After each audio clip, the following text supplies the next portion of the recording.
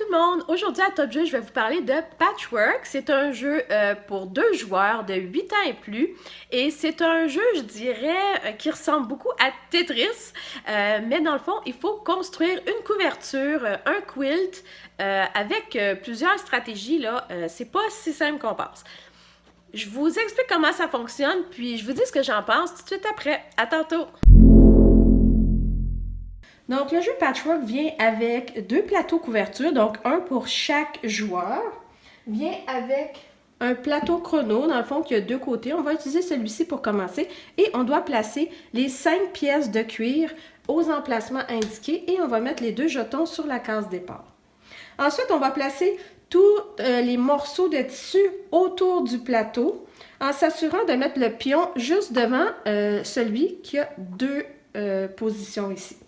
On va ensuite placer les boutons de 1 point, 5, 10 et 20 points et la tuile bonus ici à notre droite. On va ensuite distribuer un plateau par joueur et on va leur donner 5 boutons qui équivaut à une façon d'acheter du tissu. Donc, le premier joueur, ce qu'il va faire, dans le fond, il a 2 options, soit d'avancer en avant du joueur précédent, mais là, vu qu'on est tous les deux sur la case départ, son autre option, c'est d'avancer le pion de 1, de 2 ou de 3. Donc, il peut avancer ici, ce qu'il va faire, il doit acheter cette carte ici qui vaut 2 boutons, ou il peut avancer ici de 2, ou il peut avancer de 3. Donc, chaque pièce de tissu a une étiquette qui indique le prix. Dans ce cas-ci, elle vaut rien du tout, donc elle est gratuite. Et il devra avancer son jeton de 3 cases. Donc, c'est au joueur de décider ce qu'il veut faire. À ce moment-là, il va placer la tuile sur son plateau et va avancer son jeton de 3 sur le plateau ici. À mon tour, donc comme je vous ai expliqué, j'ai 2 options. Soit j'avance le jeton de 1, de 2 ou de 3, ou je prends mon jeton tout simplement et je l'avance en avant du jeton de l'adversaire, ce qui va me donner la quantité de boutons, dans ce cas-ci 1, 2, 3 et 4, et je pourrais prendre 4 boutons avec moi pour pouvoir acheter du tissu un peu plus loin dans le jeu. Donc c'est toujours celui qui est le dernier à qui est le tour de jouer. Dans ce cas-ci, c'est à l'adversaire.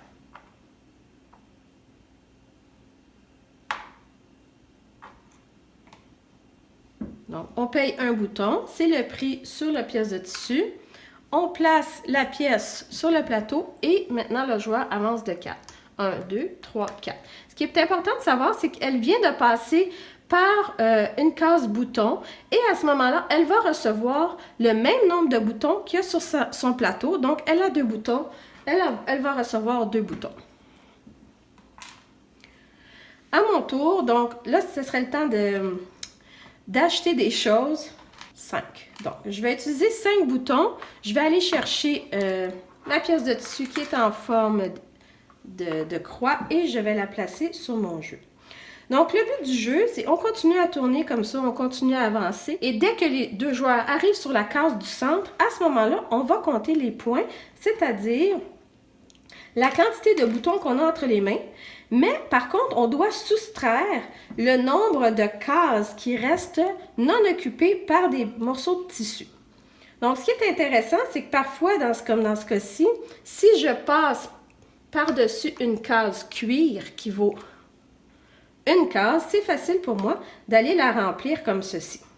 Donc, la partie avance tranquillement. Nos jetons ont avancé. Tranquillement, on remplit notre plateau. On a de plus en plus de boutons.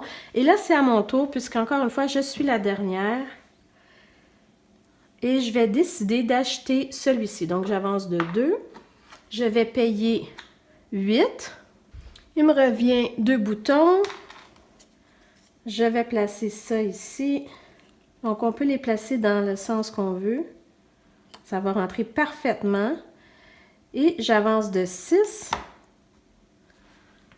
1, 2, 3, 4, 5, 6. Donc, je prends le cuir que je peux placer ici. J'ai aussi passé par-dessus la case bouton.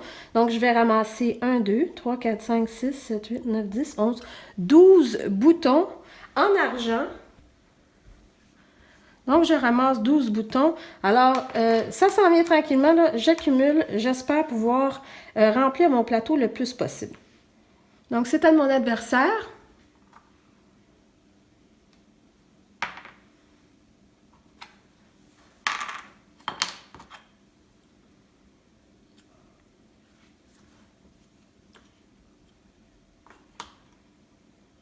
Et elle va avancer de 5.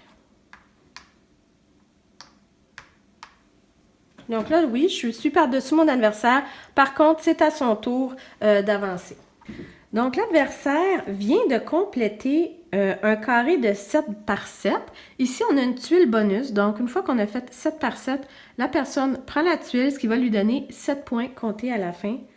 Donc, les 2 jetons sont arrivés au centre. On a complété la partie, même si tous les morceaux de tissu n'ont pas été utilisés. C'est maintenant le temps de compter. Donc, ce que je vais faire, je vais compter le nombre de boutons que j'ai ici. 10, 20, 30, 32. Et malheureusement, je dois enlever ceux que je n'ai pas utilisés. Donc, 1, 2, 3, 4, 5, 6, 7.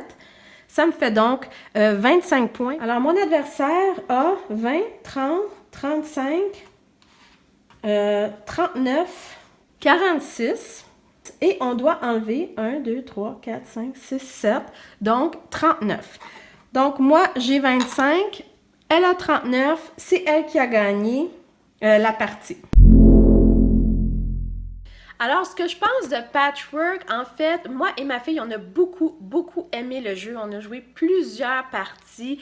C'est un jeu qui demande pas beaucoup qui a pas beaucoup de difficultés, mais qui demande quand même de la stratégie. Le fait qu'on paye avec des boutons, c'est vraiment le fun. Le seul petit truc que je dirais, c'est, je pense pas que ce jeu-là, c'est pour un public un grand public. En fait, je pense que ça s'adresse plutôt aux petites filles.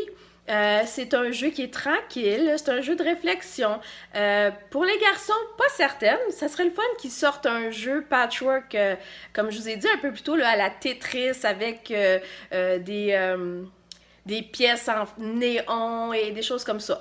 Construire une couverture pour les garçons, peut-être c'est pas le sujet qui les intéresse le plus, mais pour les petites filles, moi, je trouve ça vraiment le fun. On a eu beaucoup de plaisir, puis on va y rejouer. Donc, moi, je vous recommande Patchwork. Et puis, pourquoi pas aussi pour les parties entre adultes, pas seulement pour les enfants. Trouvez ça très intéressant. À vous d'essayer.